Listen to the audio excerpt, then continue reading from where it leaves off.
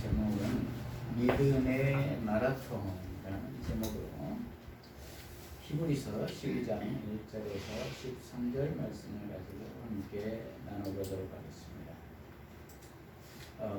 42.19km 공식적인 마라톤 코스의 길입니다.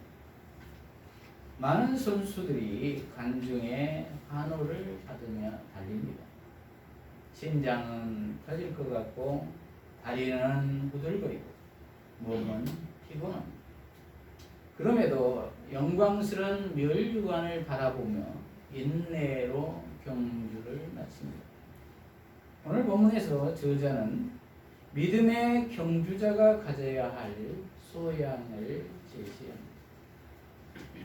첫째로 멈추지 말고 인내로 달리라. 멈추지 말고 인내로 달리라. 1절을 보면 이러므로 우리에게 구름같이 둘러싼 허다한 증인들이 있으니 모든 무거운 것과 얽매이기 쉬운 죄를 벗어버리고 인내로서 우리 앞에 당한 경주를 하며 이렇게 기록하고 있습니다. 11장에서 믿음으로 승리한 사람들에 대해 열거를 한 후에 이제 12장부터는 이러므로로 시작합니다. 이러므로. 결론적인 본면입니다. 먼저 하늘나라에 올라간 구름같이 둘러싼 허다한 증인들이 보고 있다는 것입니다. 마치 올림픽 경기장에서 많은 사람들이 보고 있는 것 같은 광경입니다. 그들 중에는 고난 후에 긍정적 결과를 낸 사람도 있고 고난 당한 그대로 죽어 부정적 결과로 떠난 사람들도 있습니다. 그러므로 신앙인의 삶이란 꼭 긍정적 결과만 내야 하는 것은 아니라는 것입니다. 긍정적 결과든 부정적 결과든 하나님이 함께 하신 것이면 그것이 하나님의 뜻이고 승리라는 것입니다. 그러므로 마지막까지 포기하지 않고 완주하는 것이 하나님의 뜻일 것입니다. 그런데 그러한 승리를 한 선배들이 우리를 응원하고 있다는 것입니다. 그러므로 우리는 힘을 내어서 인내로서 경주를 해야 할 것입니다. 그러면 어떻게 달려야 할까요? 달리기 쉬운 아주 간편한 복장으로 달려야 할 것입니다. 우리가 벗어놓을 것은 모든 무거운 것이라고 했습니다. 모든 무거운 것은 무엇입니까? 그것은 나를 짓누르고 있는 모든 것일 것입니다. 그것은 일상의 관계에 대한 염려나 먹을 것에 대한 염려, 또한 죽음에 대한 염려 등이 있을 것입니다. 그런데 예수님께서는 마태복음 11장 28절에서 수고하고 무거운 짐진 자들아 다 내게로 오라 내가 너희를 쉬게 하리라 라고 했습니다. 사실 염려한다고 해서 그 키를 한 자나 키울 수가 있으면 100번이고 염려를 해야 할 것입니다. 그러나 우리가 염려하는 99%는 실제 당하지 않는 공상이라는 것입니다. 그러므로 이 세상의 모든 염려 걱정을 다 예수님 앞에 내려놓으시는 저와 여러분이 되시기를 바랍니다. 그리고 얽매이기 쉬운 죄를 벗어버리라고 했습니다. 에베소서 2장 3절을 보면 우리는 본질상 진노의 자녀라고 했습니다. 우리가 소망하는 모든 것은 육신의 정욕, 안목의 정욕, 이 생의 자랑뿐이라는 것입니다. 그래서 예수님 안에 있지 않으면 이러한 모든 죄에 매여 있게 된다는 것입니다. 그러므로 여기에서 해방되려면 반드시 예수님 안에 거해야 한다는 것이죠. 나의 주인이 예수님으로 바뀌어야 한다는 말입니다. 그래서 모든 가치관이 예수님의 가치관으로 바뀌어야 한다는 말입니다. 그리고 예수님께 매 순간 모든 죄를 자백하여 예수님의 부활의 피로 용서를 받아야 한다는 것입니다. 그럴 때 죄 용서를 받고 기억도 아니하시며 흰 눈보다도 더 희게 해 주신다는 것입니다. 그럴 때 믿음의 마라톤을 할 때 가볍게 뛸 수가 있다는 것입니다. 시험에 들지도 않을 것이라는 것입니다.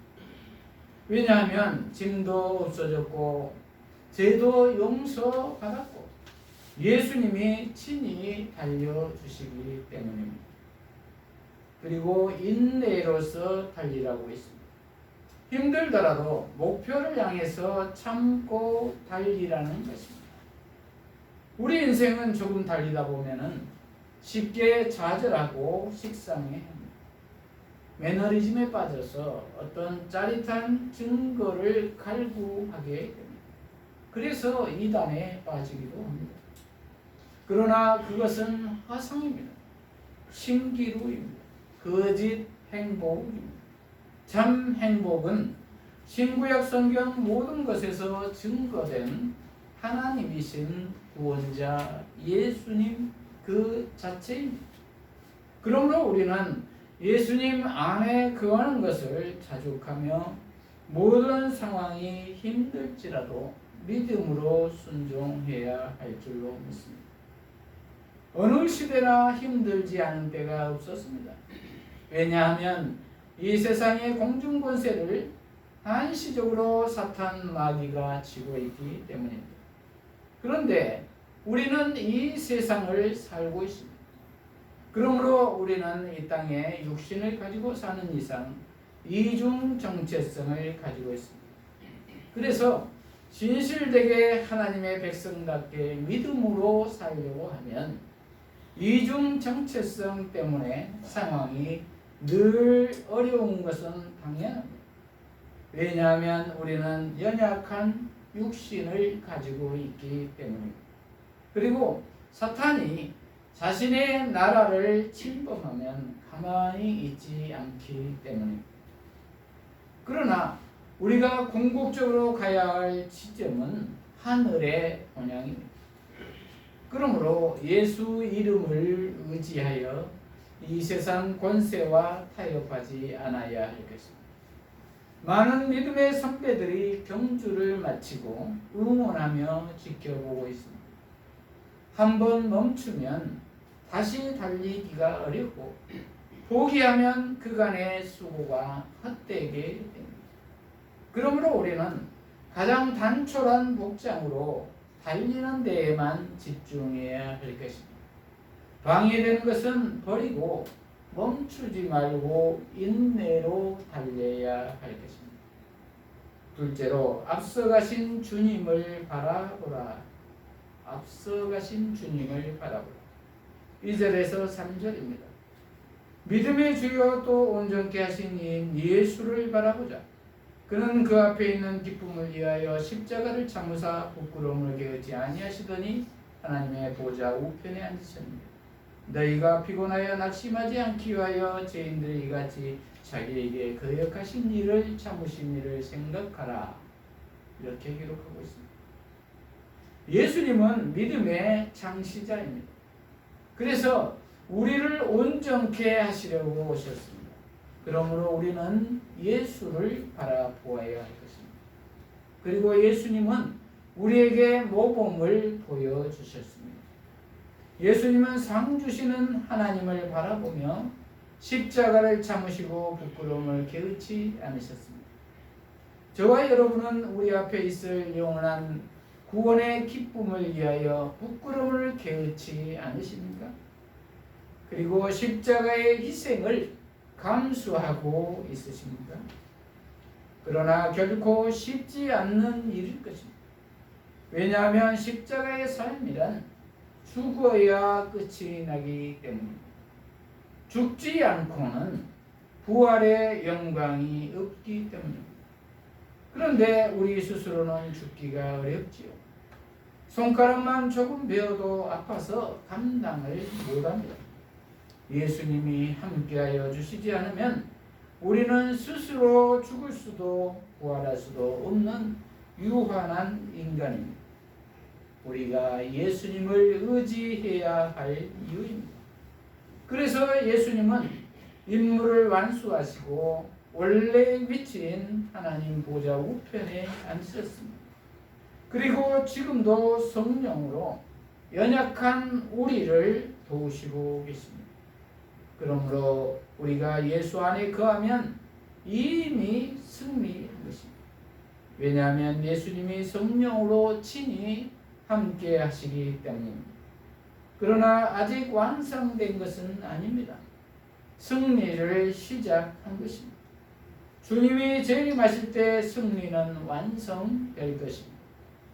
이 승리를 우리에게 주시기 위해서 신구약의 모든 선진들에게 온전한 승리가 되지 못하도록 하셨다고 전달락 11장 40절은 말씀합니다.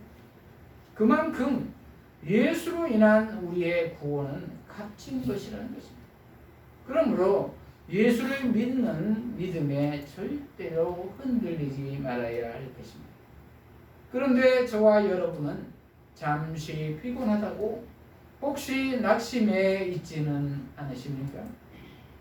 3절을 세번역 성경으로 보면은 자기에 대한 죄인들의 이러한 반항을 잡아내신 분을 생각하십시오. 그리하면 여러분은 낙심하여 지치는 일이 없을 것입니다. 이렇게 말씀하고 있습니다. 예수님을 생각하면 낙심하여 지치는 일이 없을 것이라는 것입니다. 그러므로 우리는 온전히 예수님을 깊이 생각하는 저와 여러분이 되시기를 바랍니다. 셋째로 하나님의 혹독한 채찍을 수용하라. 하나님의 혹독한 채찍을 수용하라. 4절을 보면은 너희가 죄와 싸우되 아직 피 흘리기까지는 대항하지 아니했다고 했습니다. 아직 죄와 처절한 싸움을 하고 있지 않다는 것입니다. 대충 넘어간다는 것입니다. 그래서 징계를 주었다는 것입니다. 그러면서 잠언 3장 11절 12절 말씀을 인용합니다. 5절에 또 아들들에게 권한 것 같이 너희에게 권면하신 말씀도 잊었도다 일렀으되 내 아들아 주의 징계하심을 경히 여기지 말며 그에게 꾸지람을 받을 때에 낙심하지 말라는 것입니다. 6절에 주께서 사랑하시는 자를 징계하시고 그가 받아들이시는 아들마다 채찍질 하심이라 하였으니 7절 너희가 참으면 징계를 받기 위함이라. 하나님이 아들과 같이 너희를 대우하시나니 어찌 아버지가 징계하지 않는 아들이 있으리요. 8절 징계는 다 받는 것이거늘 너희에게 없으면 사생자요 친아들이 아니니라. 이렇게 기록하고 있습니다. 우리를 하나님의 친아들로 받아들여 주신다는 것입니다. 그래서 징계하신다는 것입니다. 이 얼마나 감사한 일입니다. 그리고 9절에 우리가 육신의 아버지가 징계하여도 공경하거늘 하물며 모든 영의 아버지께 더욱 복종하여 살려 하지 않겠느냐. 10절 그들은 잠시 자기 뜻대로 우리를 징계하였거니와 오직 하나님은 우리의 유익을 위하여 그의 거룩하심에 참여하게 하시느니라. 이렇게 기록하고 있습니다. 저와 여러분은 지금 어떠한 상황에 있으십니까? 징계를 받으시고 있으시다면 오히려 감사하며 더욱 복종해야 할 줄로 믿습니다. 왜냐하면 우리의 유익을 위하여 그의 거룩하심에 참여하게 될 것이기 때문입니다. 이러한 기회를 주신 하나님께 감사해야 할 줄로 믿습니다.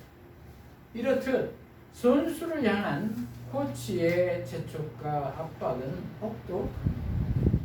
사랑하는 자가 끝까지 경주를 잘 마치도록 하기 위한 애정의 표현입니다.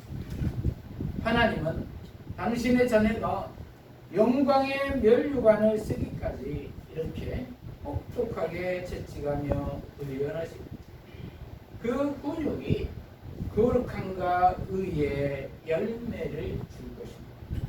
그러므로 우리는 기쁨으로 수용하고 연단해야 될 줄로 믿습니다. 12절에서 13절을 결론적 본면으로 믿습니다. 그러므로 피곤한 성과 연약한 무릎을 일으켜 세우고 너희 발을 위하여 거듭기를 만들어 저는 다리로 하여금 어그러지지 않고 고침을 받게 하여라. 이렇게 기도하고 있습니다. 그러므로 통해 고난 속 독자를 향해 두 가지 권면을 합니다. 첫째는 피곤한 성과 연약한 무릎을 일으켜 세우라고 합니다. 개인적으로 믿음의 경주를 지속하라는 말입니다. 둘째는 다리 저는 자가 어그러지지 않고 고침을 받도록 고등기를 만들라고 합니다. 또 다른 믿음이 연약한 사람들이 진리를 이탈하지 않고 예수를 향해 잘 달릴 수 있도록 환경을 만들라는 말입니다. 이것은 신자, 개인과 공동체 모두가 함께 해야 할 일일 것입니다. 결론적으로 진리를 인한 고난은 믿음의 경주를 막는 유별난 장애물이 아니라는 것입니다. 오히려 하나님이 인정하는 신자 삶의 일부이자 그분과의 관계를 온전케 할 훈육 과정이기에 꿋꿋하게 뚫고 걸어가야 할 또 다른 길이라는 것입니다. 그러므로 그 길을 인내로 바르게 밟고 결승점까지 간다면 또 다른 누군가가 그 자취를 따라 그들만의 결승점에 이르게 될 것이라는 것입니다. 그러므로 주님이 구원 과정을 완성하실 때까지 이 달리기는 계속될 것입니다. 그러므로 오늘 그 걸음에 충실해야 할 줄로 믿습니다. 말씀을 마무리합니다. 하나님이 시련을 주시는 이유와 유익을 깨달았다면 낙심하거나 포기해서는 안 될 것입니다. 원망과 자기 연민에 허우적거려서도 안 될 것입니다. 하나님의 사랑을 믿고 뛰던 길을 지속해야 할 것입니다. 주님을 생각하며 참고 인내해야 할 것입니다. 선두보다도 끝까지 뛰는 것이 중요할 것입니다. 오랜 지점에 주님이 나와 계실 줄로 믿습니다. 그러므로 기운을 내서 남은 경주를 잘 마무리하는 저와 여러분이 되시기를 축복합니다. 기도하십시오.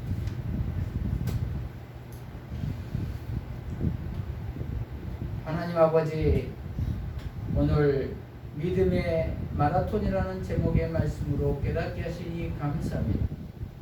우리 모두가 힘든 고난의 시련이 있더라도 멈추지 말고 인내로 달리며 하나님의 혹독한 사랑의 채찍을 수용하며 앞서가신 예수님을 바라보며 끝까지 결승점까지 완주하게 하여 주시옵소서.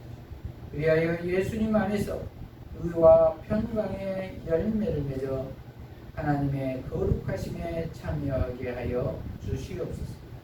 예수님 이름으로 기도합니다.